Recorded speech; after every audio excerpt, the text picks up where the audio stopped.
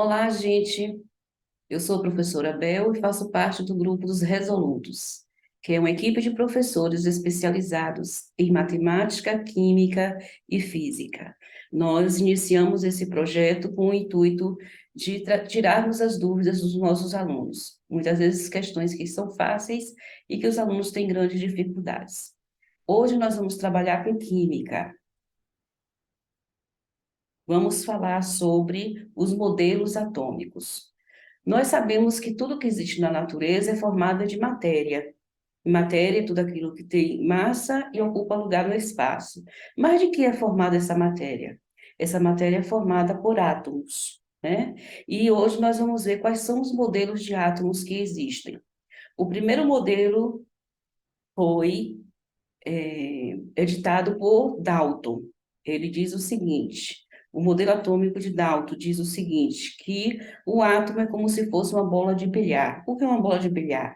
É tipo uma bola de sinuca para nós aqui no Brasil, certo? Quais são as características? É uma bola maciça, é indivisível, indestrutível e não tem carga elétrica. Então, para Dalton, o átomo tinha essas características, como uma bola de bilhar. O segundo cientista a estudar o modelo atômico, a fazer um modelo atômico, foi Thomson, que ele diz que o átomo ele é como se fosse um pudim de passas. Você pode observar aqui um pudim de passas. Ele é uma esfera maciça, positiva, onde os elétrons estão incrustados nessa esfera. Os elétrons são cargas negativas, ou seja, ele é uma esfera maciça positiva com elétrons incrustados nessa esfera. Esse é o chamado modelo atômico de Thomson. Logo após o, o modelo atômico de Thomson, nós vimos outro cientista que elaborou também uma teoria, que foi Rutherford, com o seu modelo planetário.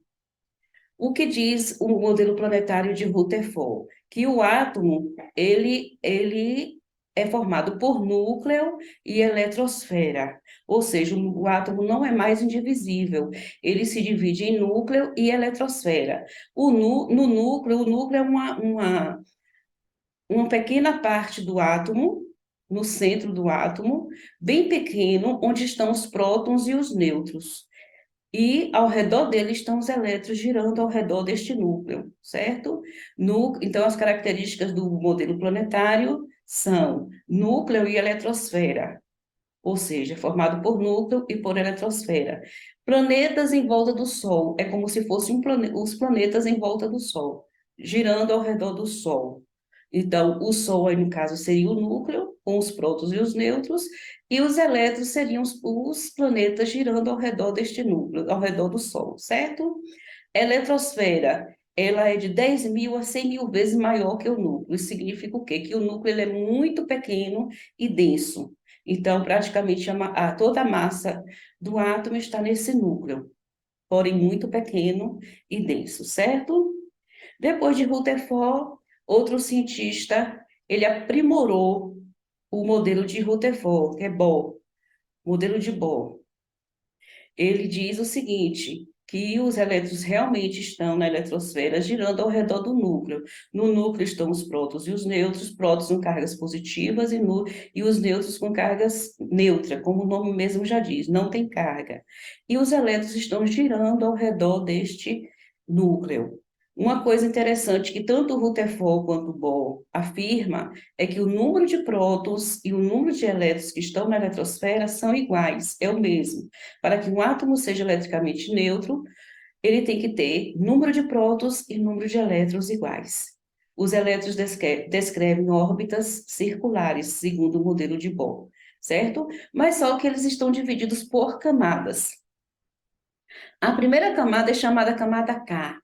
Essa camada K, ela é a primeira camada e comporta dois elétrons.